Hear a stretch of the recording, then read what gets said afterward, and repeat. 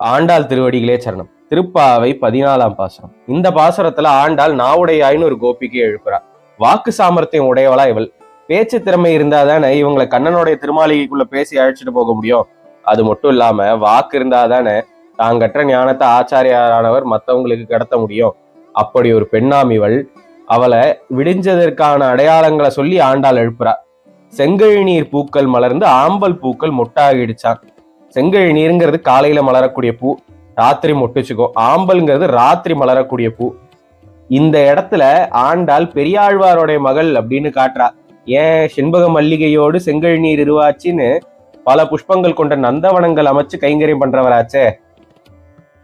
அப்படி பூக்களை வச்சு அடையாளம் சொன்னா உள்ள இருந்து கோபிகை நீங்க அதை மலர வச்சிருப்பீங்க அப்படின்னு சொல்றாங்க.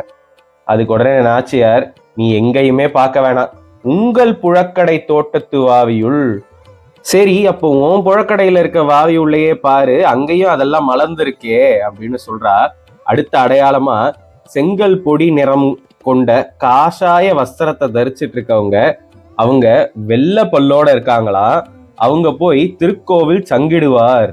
அது என்ன காவி வஸ்திரம் தரிச்சுக்கிட்டு வெள்ள பல்லோட இருக்காங்கன்னா, இந்த இடத்துல அவங்கள சன்னியாசிகள்னு எடுத்துக்கலாம், விரக்தர்கள்னு எடுத்துக்கலாம். எம்பெருமான் அவர் கைங்கரியம் அப்படின்னு இருந்தே தன்னுடைய ரூபத்தை கவனிச்சுக்காம அவங்க தரிச்சிட்டு இருந்த அந்த வேஷ்டி எல்லாம் செவப்பேறி போச்சான். அப்படி இருக்கவங்கன்னு எடுத்துக்கலாம், சன்னியாசிகள்னு எடுத்துக்கலாம். இந்த இடத்துல சங்குக்கு 2 அர்த்தம் சொல்லப்பட்டிருக்கு.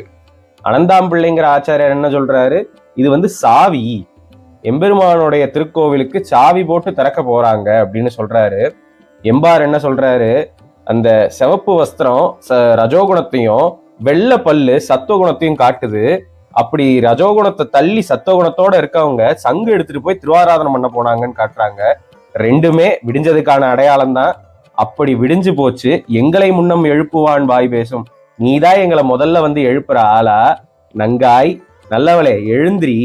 சங்குடு சக்கரம் தரித்த எம்பெருமான் அவன் நம்மளை பாக்குறதுக்காகவே பங்கஜ கண்ணன் பெரிய நீண்ட கண்ணோட இருக்காராம்.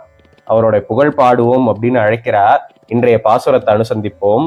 உங்கள் புழக்கடை தோட்டத்து வாவியுள் செங்கல் நீர்வாய் நீண்ட ஆம்பல் வாய் கூம்பினகான் செங்கல் புடிக்குறை வெம்பல் தவத்தவர் தங்கள் திருக்கோவில் சங்கிடுவான் போந்தந்தார் எங்களை முன்னம் எழுப்புவான் வாய் பேசும் நங்காய் எழுந்திராய் நானாதாய் நாவுடையாய் சங்கொடு சக்கரமேந்தும் தடக்கையன் பங்கையர் கண்ணானை பாடேலோரெம்பாவாய். யதிராஜோ விஜயதே.